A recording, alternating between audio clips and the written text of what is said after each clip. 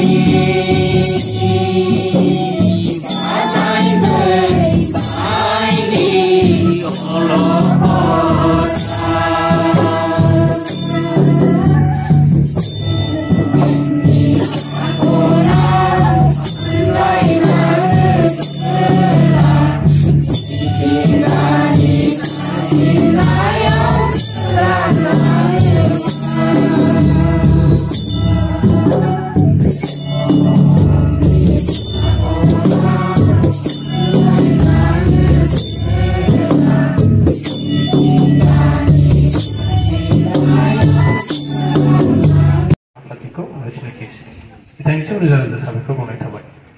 आरो गालर बसुमतारी बिथां जोंनि गाहाय जिल्लानि आसारि बिथांखौबो सिनायथि आरो जोंहा लेङाइ दौरि आरो जोंनिफ्राय आरो जोंहा सासे आलासि फैबावदों नरदुवारनिफ्राय बिथांखौबो लाइमोननि लोगो नेहाथारि बिथांखौबो सिनायखि आरो जोंहा जोंनि नैबेखौ सोगाबबाय थानाय सासे सानफ्रामबो फैबाय थायो बिथांखौबो आङो सिनायखिनि थाखाय खावलायनाय जाबाय बेबो जिल्लानि जोंनिनो सासे गोबां मावथि आरो जों बिसोरखौ सिनायखिनाय जाबाय दा बेनिखायनो आङो बियाबनि गासै गामिनि मानसिफोरखौ सिनायजोबाबो नालाय बेनिखायनो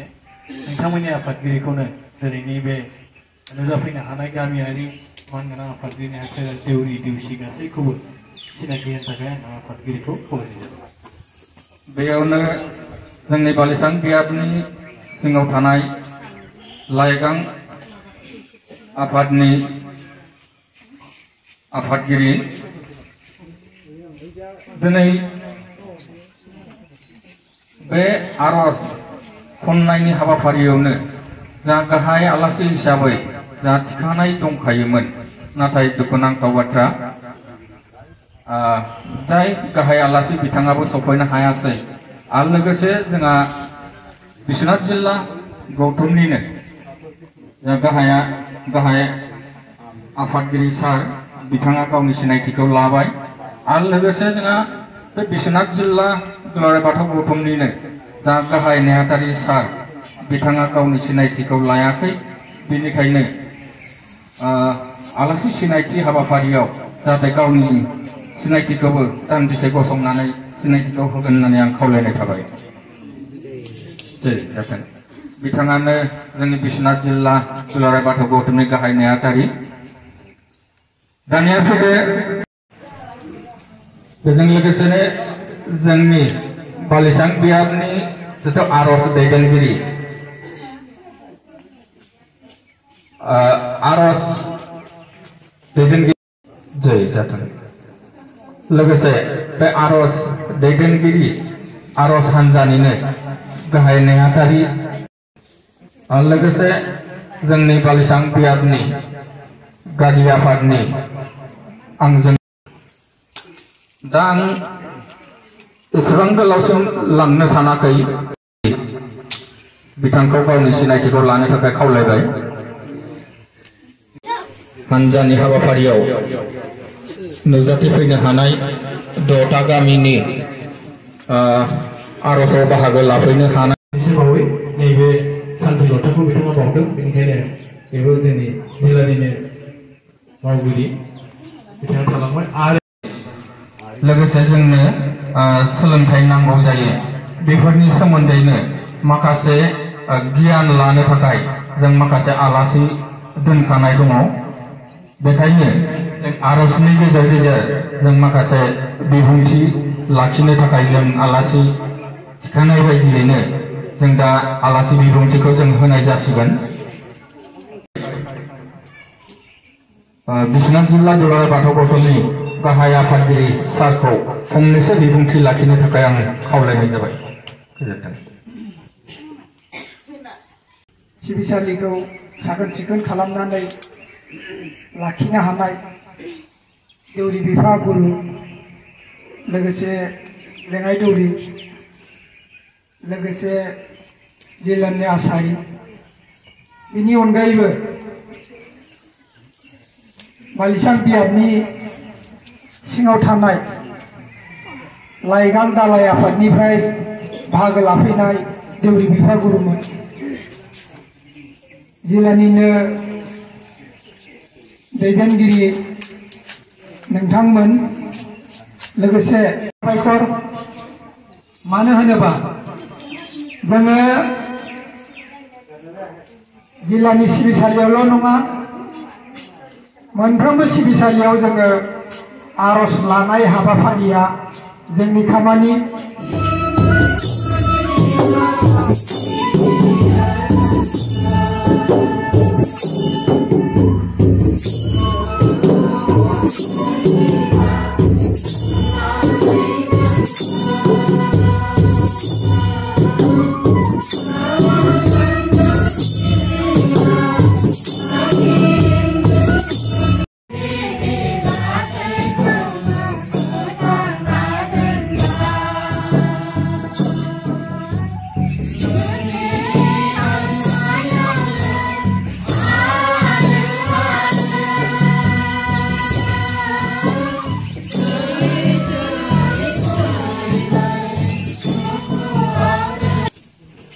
लोगोसे